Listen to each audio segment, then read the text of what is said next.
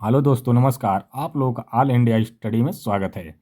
तो आइए आज हम पढ़ेंगे सीटेट में हिंदी पैडागोजी सेक्शन। आज का सेशन बहुत महत्वपूर्ण होने वाला है। आप लोग पूरा वीडियो को देखिए। यहाँ से आपको 3 से 4 क्वेश्चन पेपर में फंस जाएंगे, तो आप लोग ज़रूर देखिए। आइए हम प्रश्न नंबर 1 पर देखते हैं। पहले ही भाषा सीखने का उद्देश्य है, तो ऑप्शन नंबर 1 है आदेश निर्देश दे पाना और सुन पाना। बी है दूसरों की बातों को समझ पाना। सी कह रहा है अपने मन की बात कह पाना। और डी है प्रत्येक स्थिति में भाषा का प्रयोग कर पाना। तो देखिए, जो भाषा सीखने का मुख्य उद्देश्य होता है वह प्रत्येक स्थिति में बच्चा क्या करता है कि अपनी भाषा का प्रयोग कर पाना। ठीक ना। तो इसका सही जवाब हो जाएगा ऑप्शन नंबर डी हो जाएगा। अगला क्वेश्चन देखेंगे, प्रश्न नंबर 2 है बच्चों के भाषाई विकास में समाज की महत्वपूर्ण भूमिका होती है, यह विचार किसका है। ऑप्शन नंबर 1 है स्किनर का, या वाइगोस्की का, या चामस्की का, या पियाजे का। तो देखिए, बच्चों के भाषाई विकास में समाज की बात आ गई ना, तो ये कौन दिए हैं, ये वाइगोस्की साहब बताए। तो इसका सही जवाब हो जाएगा वाइगोस्की। ऑप्शन ऊपर नीचे है तो उससे आप लोग कन्फ्यूजन न होइएगा, ठीक ना। अगला क्वेश्चन देखेंगे, प्रश्न नंबर 3। विद्यार्थियों का भाषाई विकास समग्रता से हो सके, इसलिए सबसे उपयुक्त अनुशंसा होगी।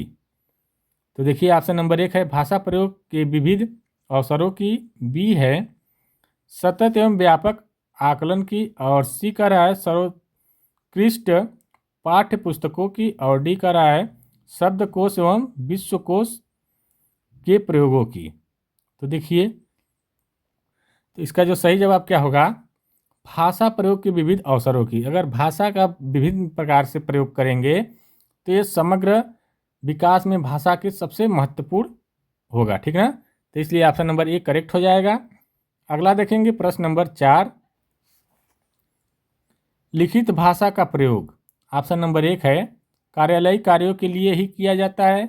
बी है अपने अभिव्यक्ति के लिए भी किया जाता है। सी का है केवल साहित्य सृजन के लिए किया जाता है। और डी का है केवल प्रतिवेदन लेखन के लिए किया जाता है। तो देखिए, सिर्फ कार्यालय के लिए ही नहीं किया जाता है, तो ये बात तो गलत है। और ये भी गलत है, केवल है तो गलत हो जाएगा। तो बचा क्या, अपनी अभिव्यक्ति के लिए किया जाता है। ऑप्शन नंबर बी करेक्ट हो जाएगा। अगला क्वेश्चन देखेंगे, प्रश्न नंबर 5। भाषा की कक्षा में भाषाई खेलों का आयोजन मुख्यतः। ऑप्शन नंबर 1 है आकलन का काम करता है। बी का रहा है रोचकता और जोश लाता है। सी का रहा है अध्यापक के काम को सरल बनाता है। और डी का रहा है भाषा सीखने की प्रक्रिया में स्वाभाविकता लाता है।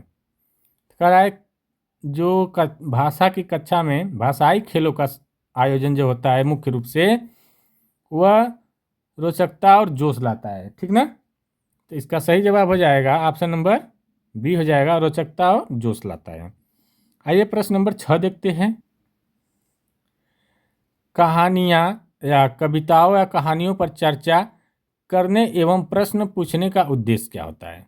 ऑप्शन नंबर 1 है कल्पनाशीलता का पोषण करना। मात्र आ गया तो ये निगेटिव हो जाएगा, तो गलत हो जाएगा, दोनों मात्र में है ना।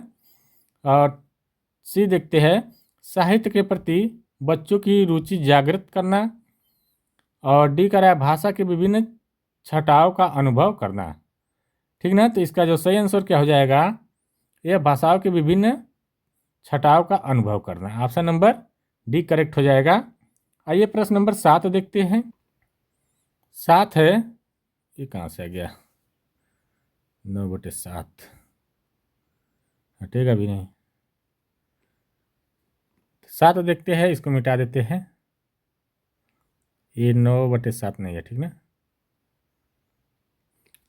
ठीक है, भाषा का अस्तित्व एवं विकास के बाहर नहीं हो सकता। कह रहा है भाषा का अस्तित्व एवं विकास के बाहर नहीं हो सकता। कौन सा है, ऑप्शन नंबर 1 है साहित्य, समाज, परिवार या विद्यालय।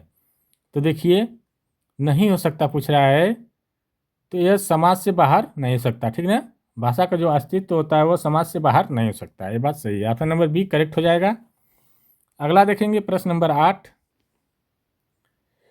किसी समावेशी कक्षा में कौन सा कथन भाषा शिक्षण के सिद्धांतों के अनुकूल है।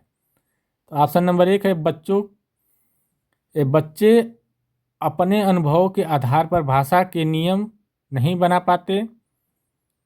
बी कह रहा है भाषा विद्यालय में रहकर अर्जित की जाती है। गलत बात है, विद्यालय में नहीं बल्कि वह घर पर रहकर के अर्जित की जाती है, ठीक ना।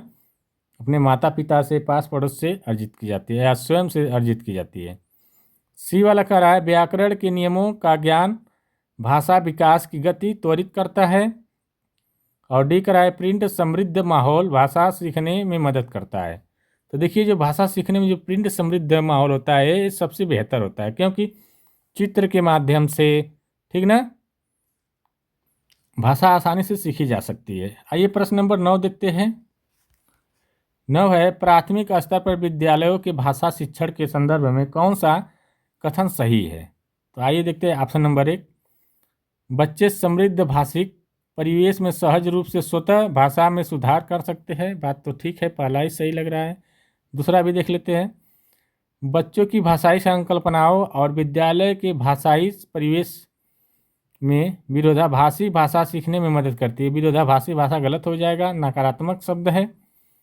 बच्चे का जटिल जब आ गया तो ये क्या हो गया, नकारात्मक हो जाएगा। सतत रूप से की जाने वाली टिप्पणियाँ एवं अनवरत अभ्यास, तो ये भी नकारात्मक हो जाएगा, नेगेटिव। तो बचा क्या, ऑप्शन नंबर ए बच्चे के समृद्ध भाषाई परिवेश में सहज रूप से स्वतः भाषा में सुधार कर सकते हैं। ये बात सही है, ऑप्शन नंबर ए करेक्ट हो जाएगा। आइए प्रश्न नंबर 10 देखते हैं।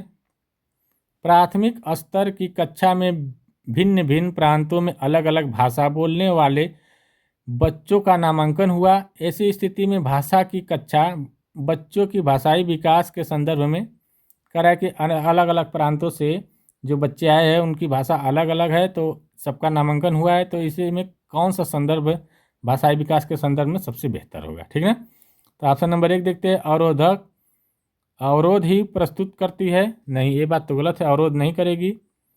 दूसरा कह रहा है बहुत बड़ी समस्या बन जाएगी, ये भी नहीं।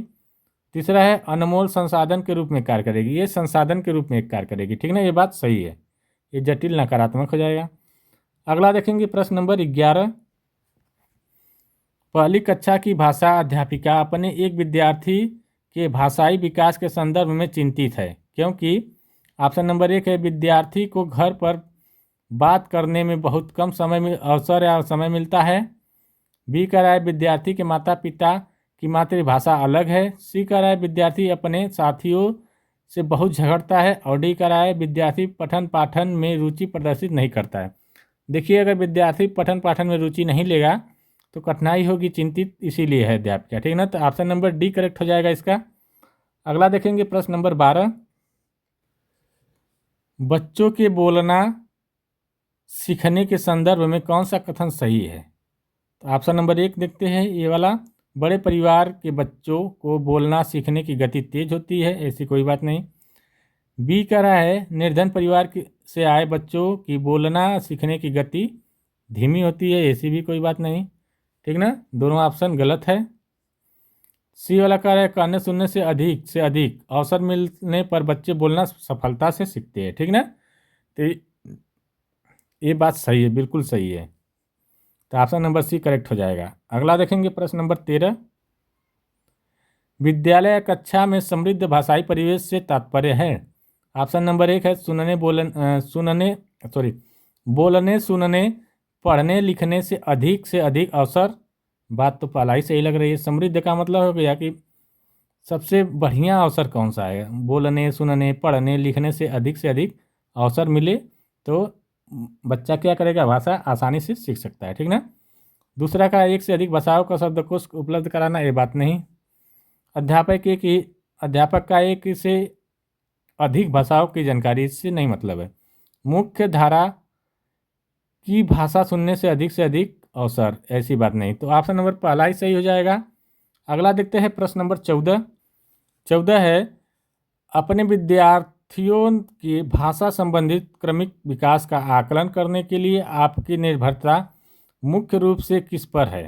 तो ऑप्शन नंबर 1 मौखिक कार्य करवाने पर, नहीं, ऐसी बात नहीं है। गृह कार्य की उत्तर पुस्तिका का अवलोकन करने पर, ये भी नहीं।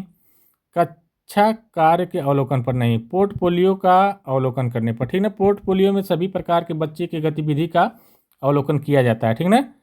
अगला देखेंगे प्रश्न नंबर 15। आपके विद्यार्थी पाठ में आए नए नवीन अपरिचित शब्दों के अर्थ जान सके, इसके लिए आपको क्या करना होगा, ठीक है। ऑप्शन नंबर ए, शब्दकोश देखना सिखाएगी, ऐसी कोई बात नहीं है। बी कह रहा है शब्द का अर्थ लिखकर बताएगी, ये भी नहीं।